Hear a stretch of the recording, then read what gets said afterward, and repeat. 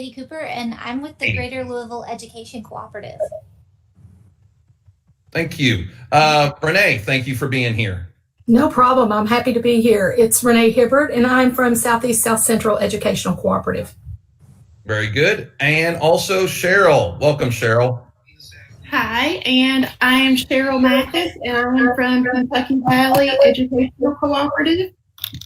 All right, very good. And Cheryl, if you got another device with the YouTube on, just make sure to mute that. Thank you. Yes, I did. I apologize for that. Oh, you're fine. All good. And also, I will be monitoring the chat as well. I'll let you know if we get any questions on the YouTube channel. All right, Katie, I'll let you take it away. I got your screen showing, and we have subtitles. Okay. I think Renee is actually going to start, so I'll let her start. Good afternoon. No, actually, I am starting. I was going to say, Katie, I thought you were. Go for it. So, good afternoon. Welcome to the session, utilizing the principles of universal design for learning. Like I said before, I'm Katie Cooper. I'm with the Greater Louisville Education Cooperative. We are one of 9 regional cooperatives throughout the state of Kentucky, and we provide technical support and training to JCPS and the Kentucky School for the Blind. With me are Cheryl Mathis. She's with the Kentucky Valley Education Cooperative, and Renee Hibbert with Southeast South Central Cooperative. And we're really excited to be talking about my favorite subject, which is UDL.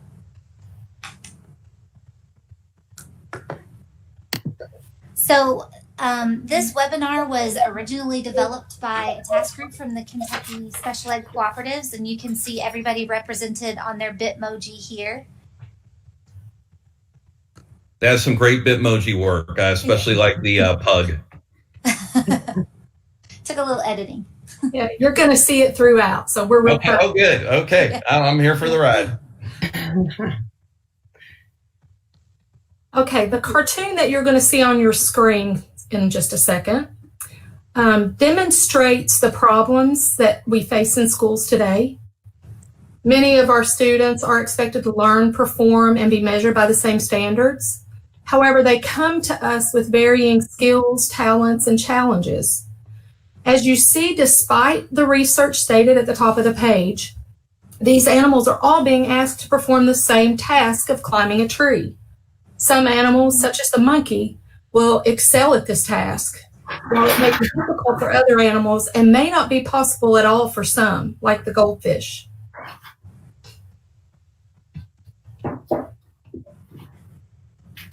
According to Universal Design for Learning, or UDL, a standard learner does not exist. Rather, it's learner variation that's standard, and the UDL framework offers principles and guidelines to design instruction that addresses the wide range of learners that we deal with every day.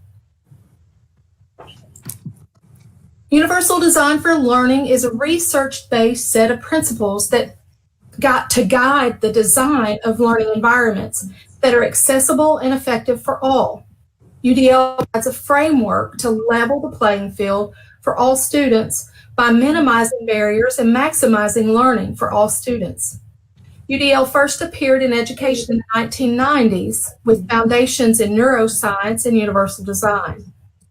The Center for Applied Special Technologies, also CAST, began to think about how the physical requirement of universal design may be applied to an educational setting. There are 3 components to UDL.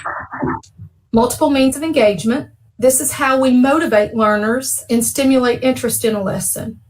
We want to give students choices to ignite their learning.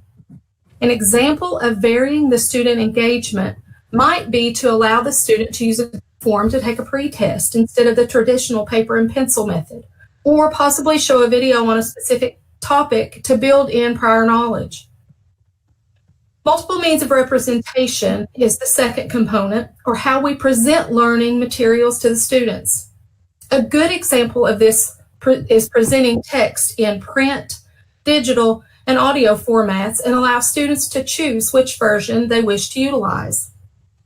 Finally, multiple means of action or expression is the way in which a student demonstrates what they know or learn during a lesson. This is the place that we allow our students to be creative, and we as teachers should accept their demonstration of learning in whichever modality they choose to show us.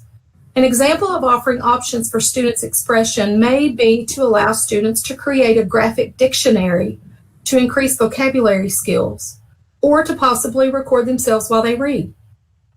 Another way to look at it is that multiple means of engagement is presenting the information and content in different ways, the what of learning.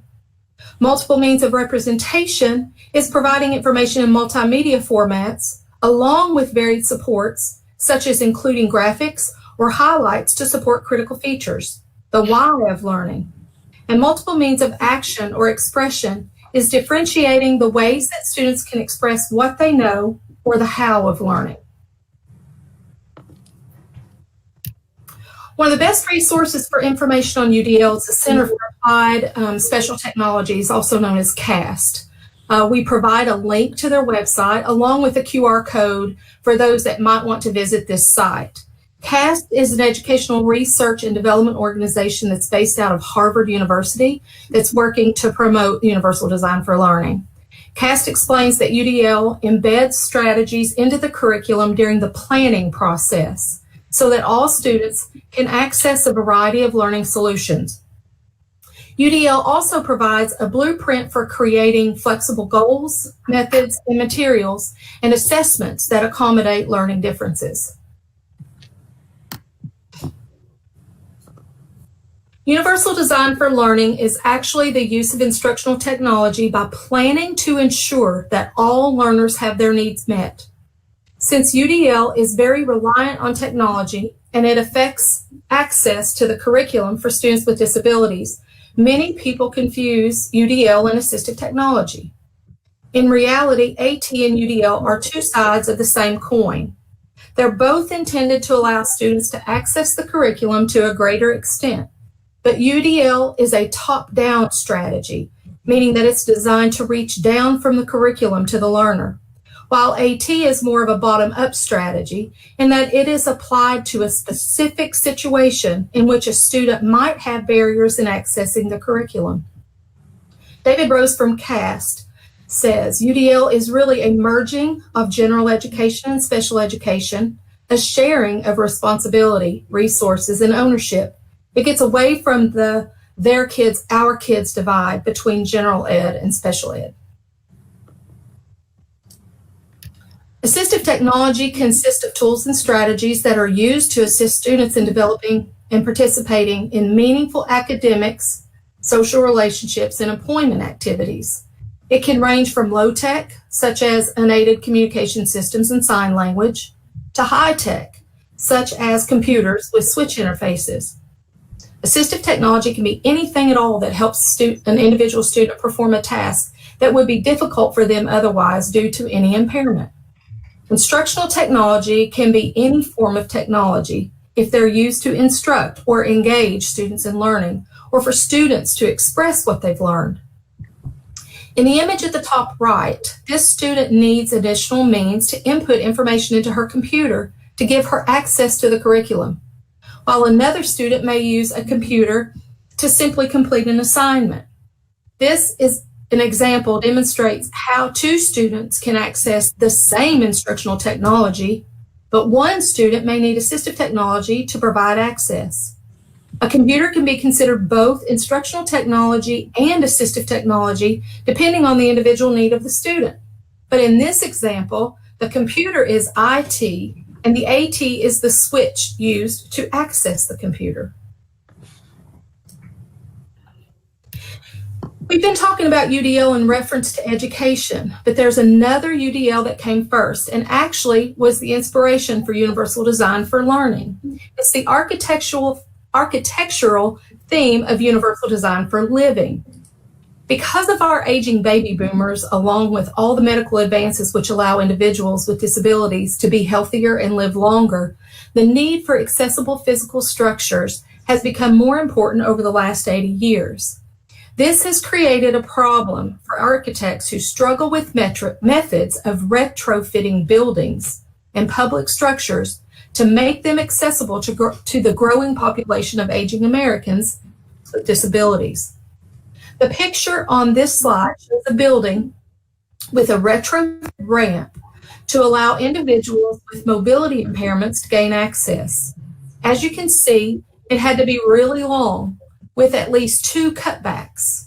This was done to ensure that the incline is appropriate for an individual to be able to push themselves up in a manual wheelchair without too much difficulty. The image that you see on your screen shows the interior of the Guggenheim Museum in New York City. It was designed from the ground up with universal design principles so that the ramp is integrated into the building. This allows all individuals to access every room on every floor in the same way without a separate access method for some individuals. Additional advantages to this universally designed ramp include the ability to keep people out of the weather, along with the inherent beauty of the design. Retrofitted ramps and elevators are expensive, space-consuming, and they visually detract from the design of the structure and often make it only marginally more accessible.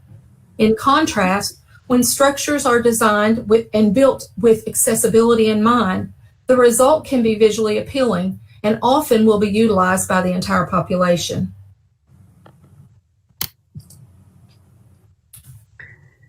The images on your screen show 2 forms of universal design strategies that we all are familiar with. The first is curb cutouts, and the second is automatic door openers. Although these were originally designed to allow access for users with various handicaps, they have been found to be very convenient for the entire population. Architects have found that it is much better to design structures with accessibility in mind from the ground up than to retrofit accessible features after the construction has been completed. This photograph is a good way to illustrate some of the misconceptions about accessibility and what universal design is really about. Some thought went into planning this parking space, but it looks like it might have been more of an afterthought. A parking space is close to the door, but could someone in a wheelchair actually get in the door? Being so close to the building, the parking space is convenient for wheelchair ramps, carriers, or lifts to work properly. A car door may not even have space to open on the side of the car nearest the building.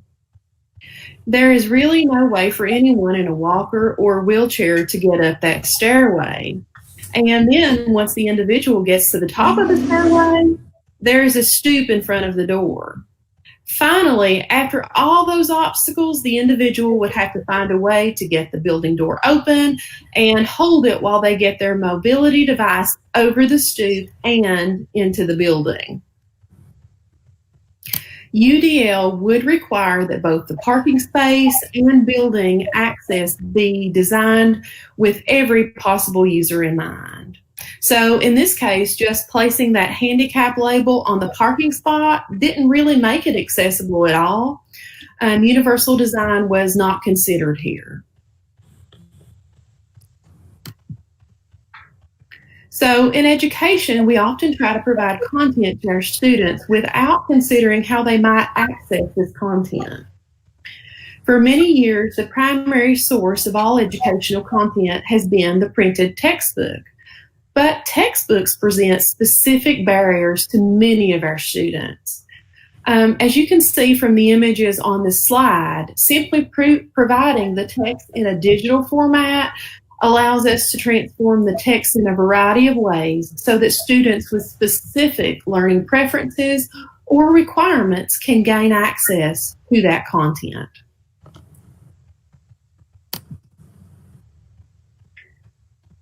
In the cartoon, the adult is clearing the snow off steps while all students are waiting to enter the building. The adult is assuming that more students will use the stairs, so they need to be cleared first. The student in the wheelchair simply says, "Could you please shovel the ramp so we can all get in?" Planning student instruction is much the same. If we take the time up front to plan for all student learning, engagement, and assessment, we are going to have better outcomes.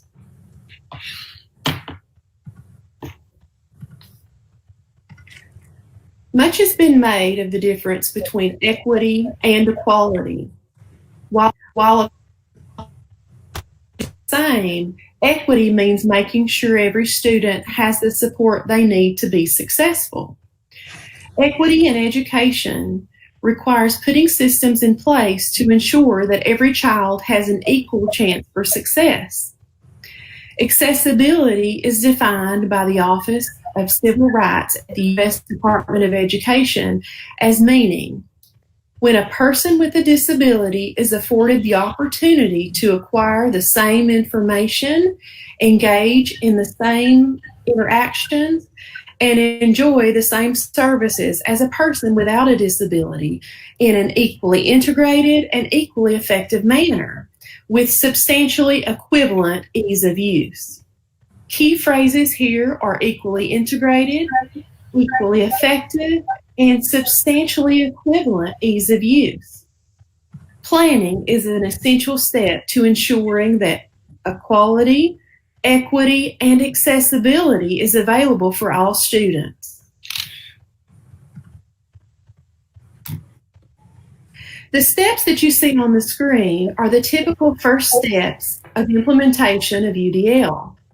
Hey, However, Cheryl. Sorry about that. Hey, that's okay. Oh, it worked until about 5 minutes ago. Okay.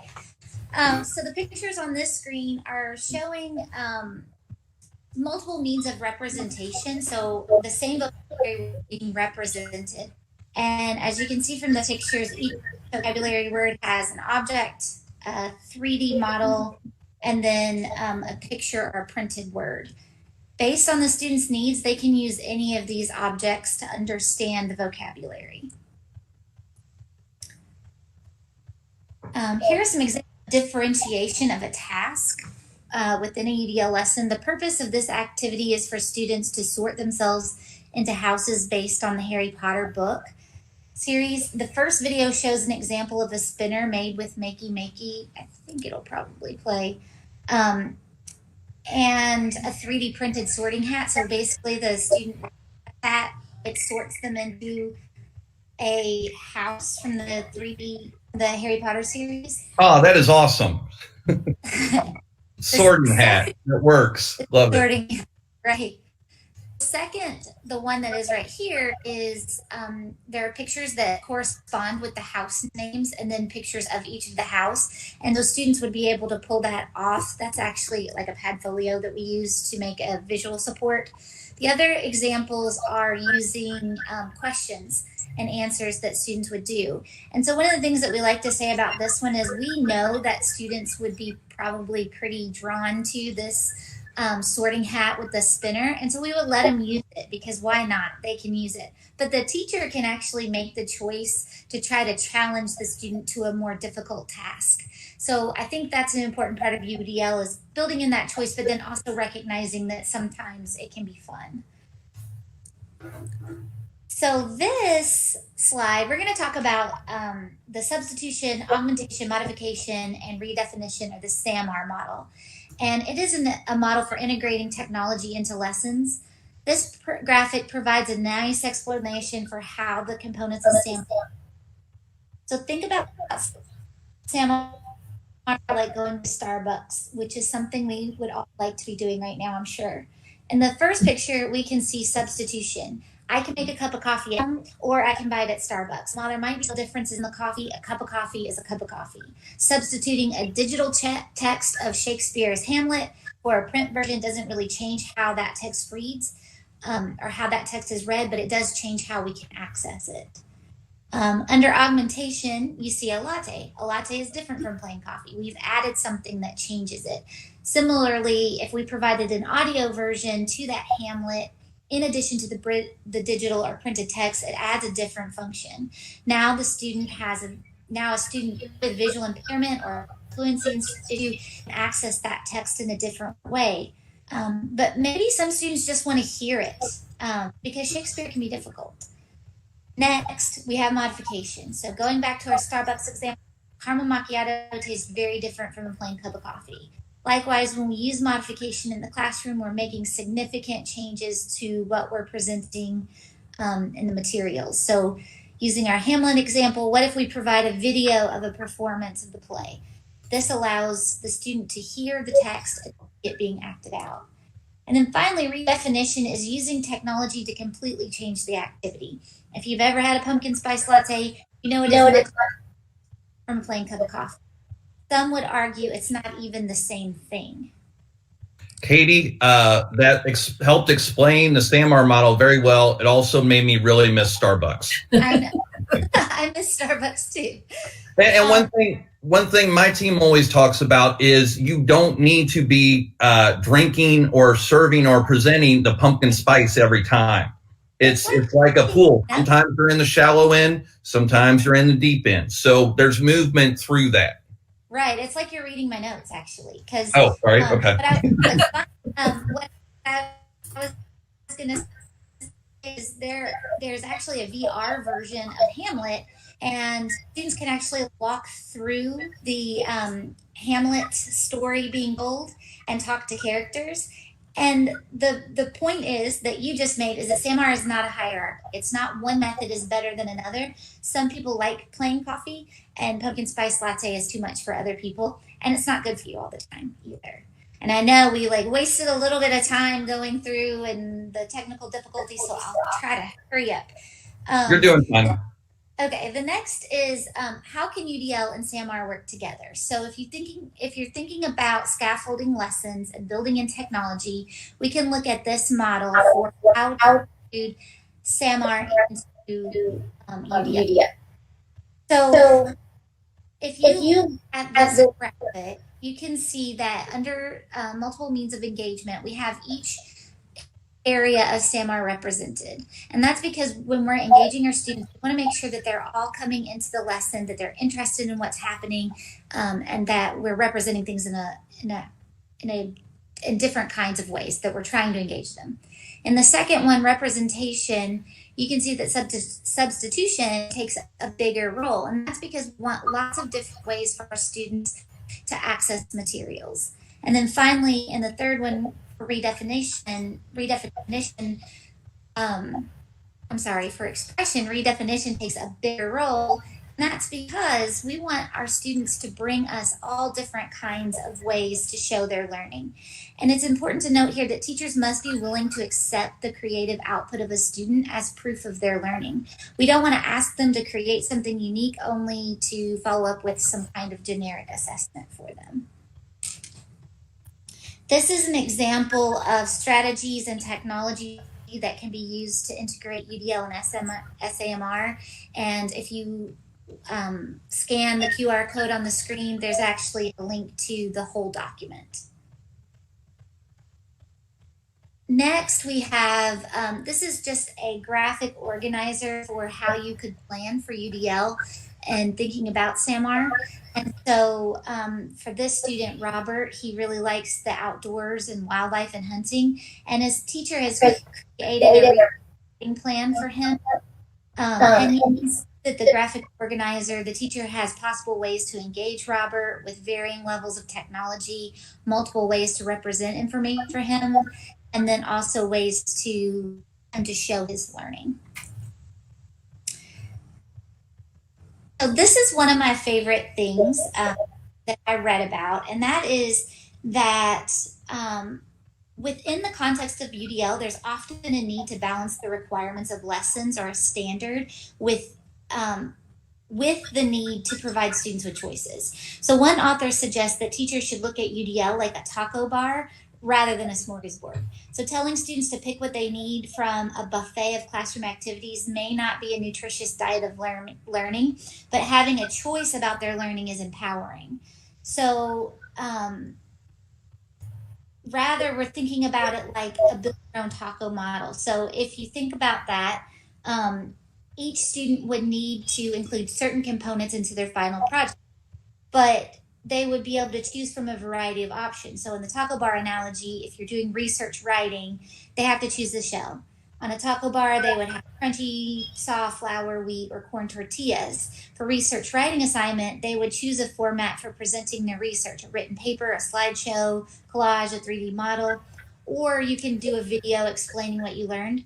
After choosing the shell on a taco bar, you get to pick the toppings: meat, tofu, beans. For writing lessons, this could include articles, pictures, videos. And finally, you get to add condiments, and that's what makes your taco unique: cheese, sour cream, onions, olives, lettuce, etc. It's the same way that students will choose details that make their project interesting.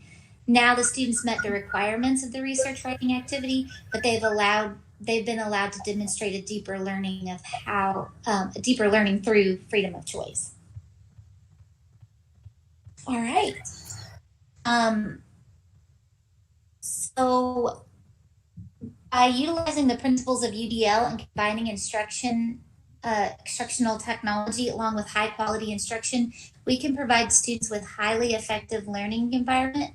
The process is combining explicit instruction with instructional technology is known as blended learning. Blended learning is a natural development to the growing accessibility of e-learning, online resources, and the continued need for human component in the learning experience. A blended learning approach ensures that the learner is engaged in driving his or her individual learning experience. This approach also helps cater to the individual needs of the learner. Most students have unique learning styles, and blended approach is more likely to cater to those needs. We're almost finished. Besides the benefits mentioned, we have learned a lot from the COVID-19 quarantines, that schools who have been utilizing blended learning model through the year are much better prepared for handling specific problems and delivering instruction outside of school. There are many free and easy to use tools available to perform necessary functions in running a classroom remotely. Pictured on this slide are just a few of them. We encourage teachers to utilize these tools to motivate your students, provide better access to the curriculum, and ensure diverse and varied methods are presented. Thank you so much for participating today. Here are the links to the presentation and the resources that we talked about. And we did give that link on the virtual training channel, so they can access it there. All right, thank you. Well, thank you, Katie. Thank you, Cheryl and Renee.